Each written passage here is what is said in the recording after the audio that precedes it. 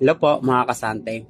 Continuation po tayo tungkol sa mga inspirasyon namin dito sa ganitong business na Santay Barley.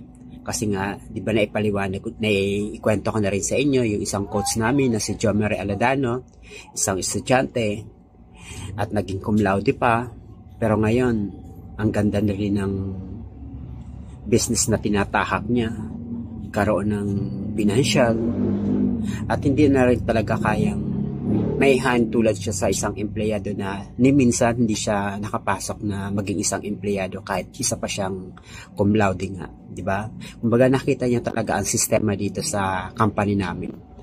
At yun din po ang tinatahak namin para at least makita at magamay din namin ang mga ganitong klaseng business dahil marami rin na nagpatunay na ang ganitong klaseng business hindi lang biro-biro ang kitaan, di ba?